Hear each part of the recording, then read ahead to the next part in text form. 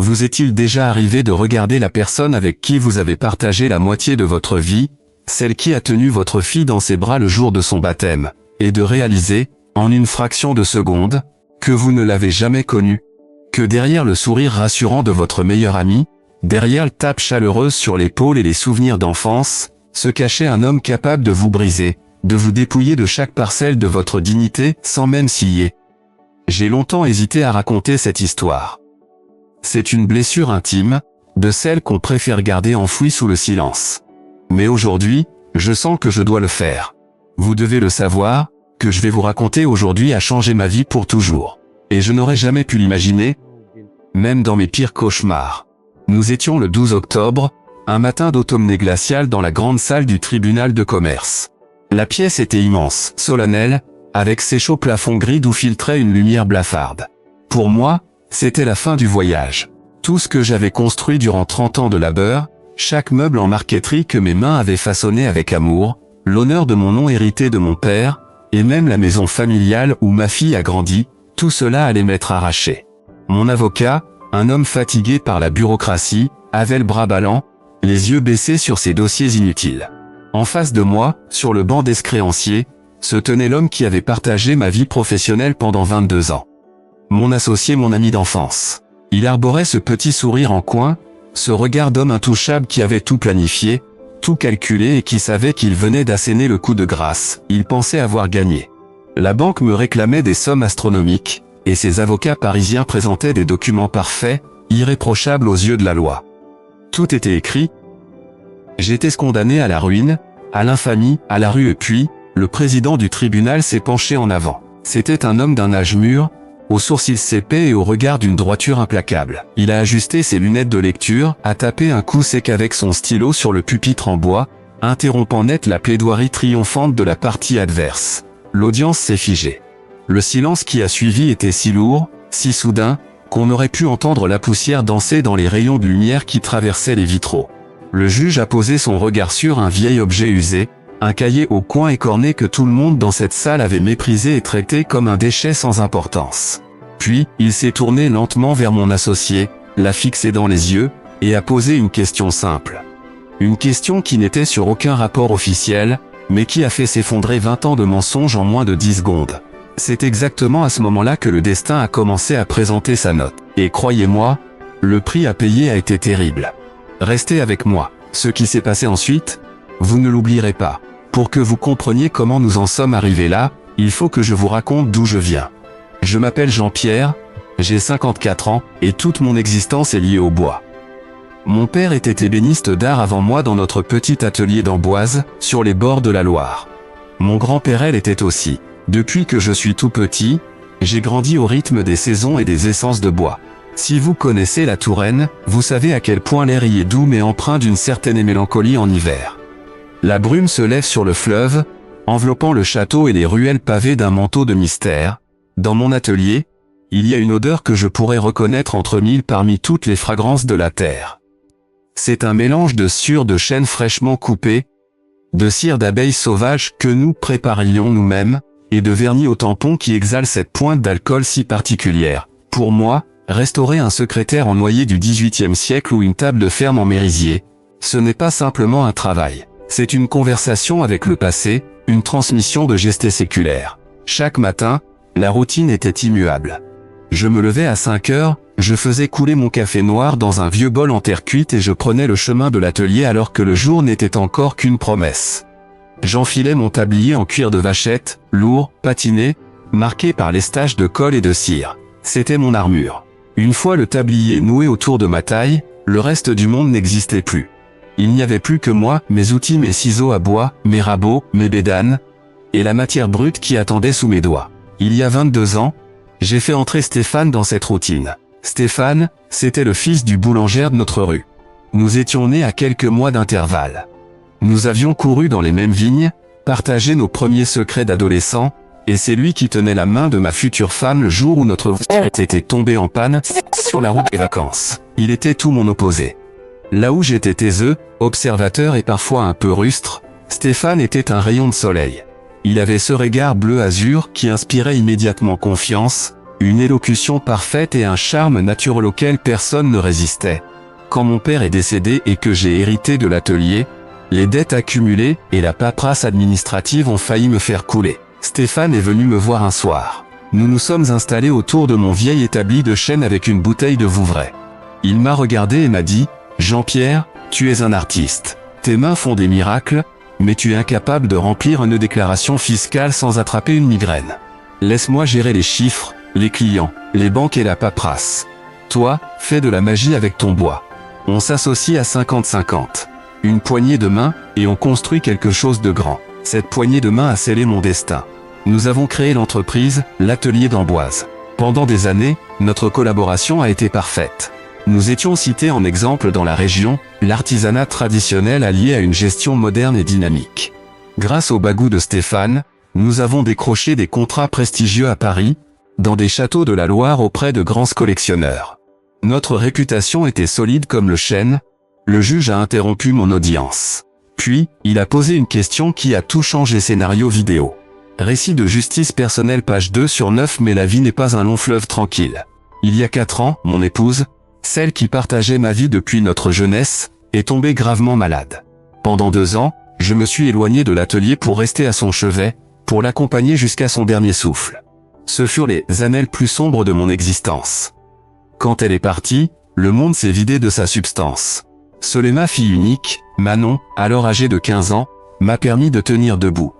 Mais j'étais fatigué, vulnérable, usé par le chagrin et par la peur de vieillir seul dans un monde qui semblait aller trop vite pour moi. Pendant cette période de deuil, j'ai laissé les clés financières de l'entreprise entièrement à Stéphane. Je lui faisais une confiance absolue, une confiance fraternelle. Après tout, il était mon ami d'enfance, mon frère de choix, mais il y avait encore quelque chose que je ne voulais pas voir à l'époque. Je me souviens d'un après-midi d'été, alors que je venais de terminer la restauration d'une commode en marqueterie de bois de rose. J'avais besoin de consulter le registre des factures pour vérifier le coût de bronze doré. En m'approchant du bureau de Stéphane, j'ai constaté que le grand tiroir, enchaîné où nous rangions les dossiers financiers, était verrouillé par une nouvelle serre en acier moderne.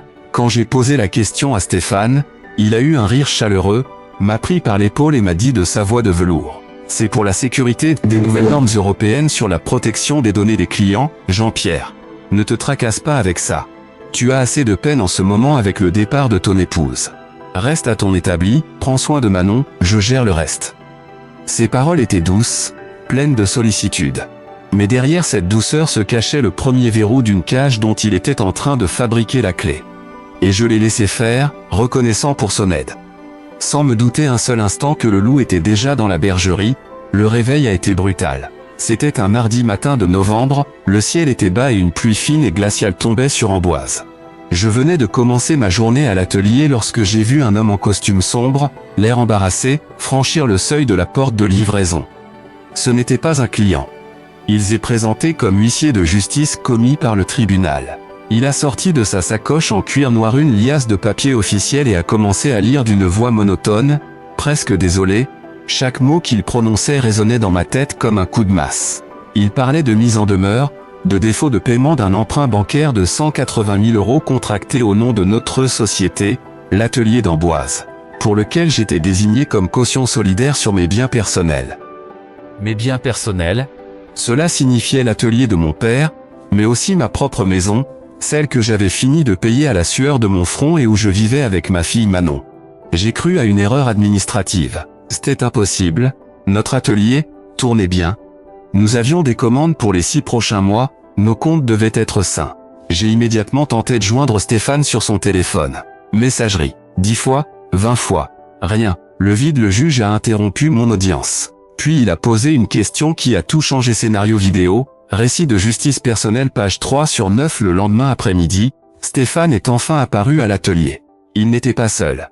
Il était accompagné de Maître Varin, un avocat d'affaires parisien à la réputation de requin, vêtu d'un costume sur mesure hors de prix. Stéphane est entré dans l'atelier sans enlever son long manteau de cachemire gris. Il n'avait plus ce regard chaleureux que je lui connaissais depuis l'enfance. Ses yeux étaient froids comme 2 morceaux de glace, son visage figé dans une indifférence de marbre. « Steph, qu'est-ce que c'est que ce délire ?» ai-je demandé, la voix étranglée par l'angoisse en lui montrant les papiers de l'huissier. Dis-moi que c'est une erreur de la banque. On n'a jamais contracté ce prêt. Notre trésorerie est censée être positive. Stéphane a jeté un regard dédaigneux sur les machines autour de lui, puis a posé ses clés de voiture de luxe sur mon établi, juste à côté de mon maillet en bois. L'atelier est mort depuis longtemps, Jean-Pierre, a-t-il déclaré d'une voix neutre, sans la moindre émotion. Tu vis dans le passé. Tes méthodes traditionnelles ne rapportent plus rien. Pour maintenir l'entreprise à flot, j'ai dû faire des investissements. J'ai acheté des terrains, j'ai pris des parties dans des projets immobiliers au nom de la société pour diversifier nos revenus. Malheureusement, le marché s'est effondré. Les dettes de la société s'élèvent à près de 300 000 €. J'ai déposé le bilan ce matin, la liquidation judiciaire est inévitable. Je sentais le sol se dérober sous mes pieds. Mais, et les garanties? Ma signature au bas de ces prêts? Je n'ai jamais vu ces contrats, Stéphane. Je n'ai jamais signé ces papiers. L'avocat, Maître Varin, s'est alors avancé, un sourire narquois aux lèvres. Il a sorti un document officiel de sa sacoche et l'a posé sur mon établi. Les signatures sur ces actes de cautionnement sont pourtant bien les vôtres, monsieur. Elles ont été authentifiées et comparées à vos signatures officielles. Si vous prétendez le contraire, il vous faudra le prouver devant un tribunal de commerce. Mais en attendant, la banque va procéder à la saisie de vos garanties. Cet atelier est votre maison d'habitation. Mon client, quant à lui, s'est déclaré en faillite personnelle simplifiée. Il n'a aucun actif saisissable à son nom. Tout a été liquidé. Je pensais avoir mal entendu. Je pensais que mon cerveau me jouait des tours. L'homme pour qui j'aurais donné ma vie, celui avec qui j'avais partagé toutes mes joies et mes peines, venait de m'annoncer de sang-froid qu'il m'avait ruiné, qu'il avait falsifié ma signature et qu'il me jetait à la rue avec ma fille, tout en s'assurant d'être légalement protégé contre toute poursuite financière. Le moment le plus bas, celui qui me hante encore la nuit et que j'ai failli ne pas inclure dans ce témoignage tant il me fait mal, est survenu 2 semaines plus tard. Le liquidateur judiciaire et le huissier sont venus pour procéder à l'inventaire physique des biens de l'atelier en vue de leur vente aux enchères forcées. Mes 3 apprentis, de jeunes gars de la région que j'aimais comme mes propres fils, et à qui je transmettais le métier avec passion, étaient debout dans un coin de l'atelier. Ils restaient silencieux, les bras croisés, les yeux baissés vers le sol jonché de stures. Ils avaient peur de perdre leurs droits, peur de se faire remarquer par le liquidateur. Personne ne disait rien, le juge a interrompu mon audience. Puis il a posé une question qui a tout changé. Scénario vidéo, récit de justice personnelle page 4 sur 9. Stéphane était là, lui aussi. Il assistait à la saisie avec une désinvolture révoltante, discutant avec le commissaire-priseur. 2 déménageurs se sont approchés de mon établi de chêne. C'était l'établi de mon père. Il l'avait construit à la main à partir d'un chêne tricentenaire abattu dans le domaine de mon grand-père. Chaque entaille sur le plateau de bois, chaque tache de colle forte racontait mon enfance, mes erreurs de débutant, les conseils de mon père. C'était l'âme de ma famille, je me suis avancé pour m'opposer à ce qu'il le charge dans le camion. Stéphane s'est mis en travers de mon chemin. Il a posé sa main gantée de cuir sur ma poitrine. La pression était ferme, brutale. « Laisse faire, Jean-Pierre », m'a-t-il dit à voix basse, avec un regard d'un mépris inouï. « Regarde-toi, tu es un fossile. Le bois, l'artisanat d'art, c'est bon pour les musées. Aujourd'hui le monde appartient à ceux qui savent faire circuler l'argent, pas à ceux qui passent 3 jours à poncer une planche. Tu as perdu. Prépare-toi à faire tes valises pour ta maison aussi. 3 mois plus tard, tu regretteras amèrement d'avoir voulu jouer au plus fin avec moi. » Puis il a tourné les talons, et est monté dans sa berline allemande en riant avec son avocat, me laissant debout au milieu de mon atelier vide, dépouillé de mon histoire et de mon avenir, sous les yeux tristes de mes apprentis qui n'osaient pas faire un geste. Les semaines qui ont suivi cette humiliation ont été les plus calmes, et pourtant les plus intenses de mon existence. La colère et le chagrin se sont lentement transformés en un silence de plomb. J'ai refusé de sombrer dans l'alcool ou de me plaindre auprès des voisins. Amboise est une petite ville, les commérages vont vite à l'heure du marché ou de l'apéro. Tout le monde savait que Jean-Pierre avait été ruiné par son associé, que l'ébéniste historique était sur la paille. Les gens me regardaient avec pitié quand je les croisais dans la rue. Mais je ne disais rien. Je n'ai rien dit à personne de ce que je pensais. J'attendais, j'observais. Et j'apprenais à être patient. Vous êtes-vous déjà demandé jusqu'où un être humain peut aller quand on lui a tout enlevé? Quand il n'a plus rien à perdre? J'ai trouvé la réponse. J'avais été autorisé à récupérer mes outils personnels dans l'atelier avant sa fermeture définitive sous scellé. Parmi ces objets se trouvait une vieille caisse à outils en bois de rose que mon père m'avait offerte pour mes 18 ans. Elle était lourde, abîmée, et Stéphane l'avait toujours considérée comme un détritus sans valeur. Il n'avait même pas pris la peine de l'ouvrir pendant l'inventaire. Mais ce qu'il ne savait pas, c'est que sous le double fond en contreplaqué de cette caisse, là où je rangeais mes vieux plans de restauration, j'avais dissimulé un cahier. Le vieux cahier de compte noir de l'atelier, dans notre entreprise, à l'ancienne mode des artisans français, nous avions toujours conservé ce cahier papier. Mon père insistait pour que chaque entrée d'argent, chaque sortie de caisse, chaque achat de quincaillerie ou de vernis soit inscrit à la main, avec la date et la signature de celui qui avait effectué la transaction. C'était notre journal de bord. Stéphane avait tout fait pour que nous abandonnions ce cahier au profit d'un logiciel comptable sur ordinateur. Il pensait d'ailleurs l'avoir jeté à la poubelle lors d'un nettoyage de l'atelier il y a 3 ans. Mais par respect pour la mémoire de mon père, je l'avais secrètement conservé dans ma vieille caisse en bois de rose. Le juge a interrompu mon audience. Puis il a posé une question qui a tout changé. Scénario vidéo, récit de justice personnelle, page 5/9. Pendant des nuits entières, dans le silence de ma cuisine, sous la lumière blafarde d'une seule ampoule suspendue, j'ai épluché chaque ligne de ce cahier. J'ai comparé les écritures, les dates, les montants. C'était un travail de bénédictin. Et c'est là que j'ai repéré la faille. L'erreur fatale que Stéphane avait commise dans son sentiment de toute puissance. Il y avait une écriture en particulier, datée du 14 octobre 2024. Une transaction manuscrite indiquant un retrait de 120 000 € en espèces pour un prétendu achat exceptionnel de bois de plaquage précieux en Allemagne. Cette ligne était signée de la main de Stéphane. Or, dans les documents officiels de faillite présentés par son avocat pour justifier l'absence de fonds dans les caisses de la société, Stéphane affirmait qu'à cette date précise du 14 octobre 2024, il se trouvait à Francfort pour un salon professionnel international et qu'il n'avait eu aucun accès au compte de l'atelier ni à la région d'Amboise.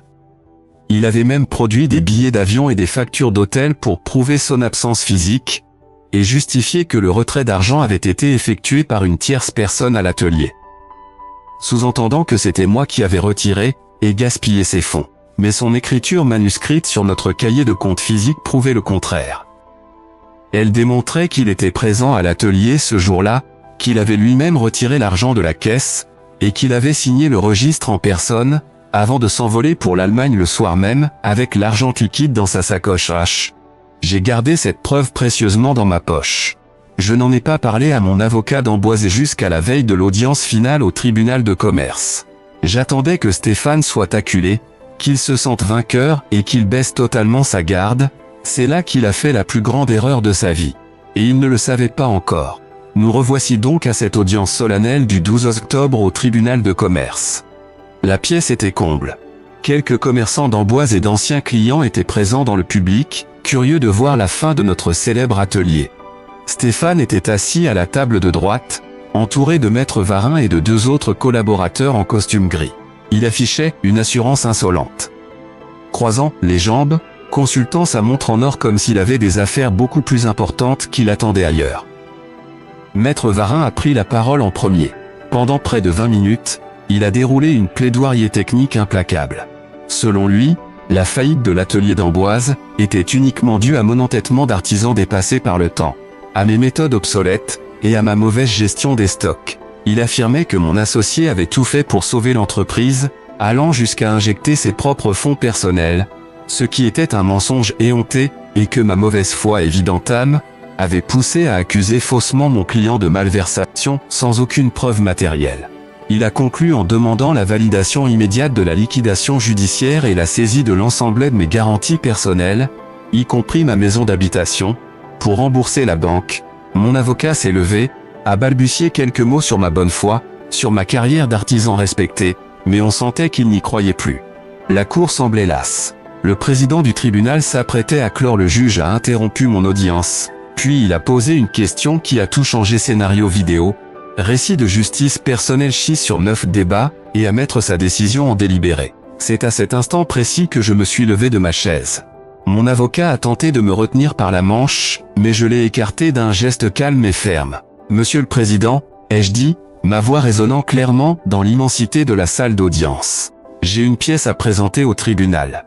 Une pièce qui n'est pas dans le dossier informatique de la partie adverse, mais qui contient la vérité sur la disparition des fonds de notre société. Maître Varin s'est immédiatement levé, l'air indigné. Votre honneur, c'est hors procédure. Les débats sont clos. Ce monsieur tente une manœuvre désespérée avec des documents non communiqués. Le juge a levé une main souveraine pour imposer le silence à l'avocat parisien. Il a fixé son regard sur moi pendant de longues secondes. « Approchez, monsieur », a-t-il dit simplement. Je me suis avancé vers le pupitre et j'ai posé le vieux cahier noir usé devant le président du tribunal. Il a ouvert avec précaution, comme s'il s'agissait d'un grimoire ancien. Il a feuilleté les pages manuscrites, s'arrêtant sur les colonnes de chiffres rédigées à l'encre bleue et noire. « Qu'est-ce que ce document, monsieur ?» a demandé le juge. « Comptable manuel de l'atelier, monsieur le président. Celui que nous tenions chaque jour conformément à la tradition de notre entreprise. Vous y trouverez à la date du 14 octobre 2024 une écriture sanscrite, enregistrant une caisse en espèces de 120 000 € pour achat de matières premières. Cette écriture et la signature qui l'accompagne sont de la main de mon associé, monsieur Stéphane. Le juge a ajusté ses lunettes et a examiné la page avec attention. Puis, il s'est redressé et a posé ses yeux sur Stéphane. Monsieur Stéphane, a dit le juge d'une voix qui a soudainement perdu toute trace de neutralité pour devenir froide comme l'acier. Veuillez vous approcher du pupitre. Stéphane s'est levé lentement. Pour la première fois depuis le début de cette affaire, j'ai vu une ombrette doute traverser son regard. Il s'est approché, les mains enfoncées dans les poches de son pantalon, tentant de garder son zervolt. Monsieur Stéphane, a répété le juge, pouvez-vous me confirmer sous serment que vous étiez à Francfort, en Allemagne, du 12 au 16 octobre 2024, et que vous n'avez pas mis les pieds à l'atelier d'Amboise durant cette période? Oui, votre honneur, a répondu Stéphane d'une voix légèrement plus aiguë que d'habitude. C'est exact. Les justificatifs de voyage sont au dossier. C'est Jean-Pierre qui gérait l'atelier ce jour-là, c'est probablement lui qui a retiré ses fonds. Le juge a interrompu mon audience. Puis, il a posé une question qui a tangé Vidéo récit de justice personnelle page 7/9. Le juge a tourné le cahier noir vers lui et a désigné la signature au bas de la page du 14 octobre. Dans ce cas, monsieur, comment expliquez-vous que cette signature et cette écriture, manuscrite soient les vôtres? Je vous rappelle que nous avons ordonné une expertise graphologique d'urgence matin même sur ce document que la défense nous a transmis hier soir. Le rapport de l'expert est catégorique, c'est bien votre écriture. Et ce n'est pas tout. Le juge a sorti une feuille de papier officielle de son dossier. Nous avons également reçu ce matin la réponse de la cellule anti-blanchiment du ministère des Finances à notre demande d'information concernant les mouvements financiers suspects de la société. Le 14 octobre 2024, à 14h30, la somme exacte de 120 000 € en espèces a été déposée sur un compte bancaire personnel au Luxembourg, dont vous êtes le seul bénéficiaire. Ce dépôt a été effectué par vous-même, en personne, comme en attestent les caméras de sécurité de l'établissement bancaire luxembourgeois, que les autorités locales nous ont transmises. Le silence qui a suivi cette déclaration était absolu. On n'entendait plus que le bruit de la respiration saccadée de Stéphane. Son visage est devenu livide, presque gris. Il a ouvert la bouche pour parler, mais aucun son sortit. Ses mains se sont mises à trembler de manière incontrôlable. Maître Varin a tenté d'intervenir. « Votre honneur, mon client, taisez-vous, maître », a ordonné le juge d'un ton sec qui n'admettait aucune réplique. Il a regardé Stéphane avec un dégoût mal dissimulé. « Monsieur Stéphane, votre mensonge est terminé. Le tribunal de commerce suspend immédiatement l'audience de liquidation. Vu les éléments de preuve flagrants de fraude comptable, de falsification de signature, d'abus de biens sociaux et d'escroquerie bande organisée, je saisis le procureur de la République. » Le juge a fait un signe de tête en direction de l'arrière de la salle. 2 policiers en uniforme se sont avancés vers Stéphane. Ils lui ont demandé de les suivre sans résistance. Les murmures de la salle d'audience ont éclaté comme un orage. Les commerçants d'Amboise qui étaient venus assister à ma ruine chuchotaient entre eux, les yeux rivés sur Stéphane qu'on emmenait par la porte latérale. Alors qu'il passait à côté de moi, Stéphane s'est arrêté un instant. Il m'a regardé. Ce n'était plus l'homme arrogant et sûr de lui qui m'avait humilié devant mes apprentis. C'était un homme brisé, terrorisé, dépouillé de son masque de réussite. Ses yeux imploraient mon pardon, mais mes yeux sont restés de marbre. Je n'ai rien dit. Pas un mot de colère, pas un geste de triomphe. J'ai simplement posé ma main sur le vieux cahier noir de mon père. C'est exactement à ce moment-là que le destin a présenté sa note. Et elle était salée. Aujourd'hui, alors que je vous parle, l'atelier a rouvert ses portes. Ce n'est plus la grande entreprise que Stéphane voulait bâtir à coups de crédits fictifs et de combines financières pour briller dans les salons parisiens. C'est une structure à taille humaine. Nous ne sommes que 3. Moi, mon gendre que j'ai pris comme associé pour lui transmettre le métier, et un jeune apprenti de 17 ans qui me rappelle mes propres débuts. Le travail ne manque pas. Dès que la vérité a été connue dans la région, le juge a interrompu mon audience. Puis il a posé une question qui a tout changé. Scénario vidéo, récit de justice personnelle page 8 sur 9. Nos anciens clients sont revenus, et de nouveaux sont arrivés, touchés par notre histoire. Stéphane a été jugé par le tribunal correctionnel de Tours. Il a été condamné à 4 ans de prison, dont 2 ans ferme, pour faux, usage de faux, escroquerie et banqueroute frauduleuse. Il a également été condamné à me verser des dommages et intérêts substantiels pour le préjudice subi. Sa villa sur les hauteurs de la Loire a été saisie et vendue pour rembourser la banque et les créanciers de la société. Il a tout perdu. Son argent, son statut social, son honneur, et surtout son âme. Je ne ressens aucune joie à le voir derrière les barreaux. C'est une immense tristesse de savoir qu'une amitié d'enfance, commencée dans les jeux de cours d'école, s'est terminée dans la honte d'une cellule de prison. Quelque chose s'est brisé en moi ce jour-là, une confiance naïve que je ne pourrai jamais récupérer. C'est la cicatrice que je porterai toujours, mais chaque matin, quand je pousse la porte en bois lourd de mon atelier, que la première lueur du soleil traverse les vitres poussiéreuses, et que je pose mes mains sur mon vieil établi en chêne. Celui que j'ai pu racheter grâce à la solidarité des artisans de la région lors de la vente. Je ressens une paix que l'argent ne pourra jamais acheter. Je sais que je suis à ma place, que mon honneur est intact. Le temps prend beaucoup de choses, mais il rend aussi pas toujours ce qu'on a perdu. Au contraire, il rend souvent quelque chose de bien meilleur. Il m'a rendu la paix de l'esprit, la fierté du travail bien fait et l'amour de ma fille Manon, qui a pu poursuivre ses études sereinement. Si vous traversez vous-même une période de tempête en ce moment, si vous vous sentez trahi par une amie, ruiné par le système ou humilié par un être plus fort ou plus malin que vous, je n'ai qu'un message à vous délivrer. Tenez bon. Gardez votre dignité intacte, faites votre travail honnêtement, et laissez faire le temps.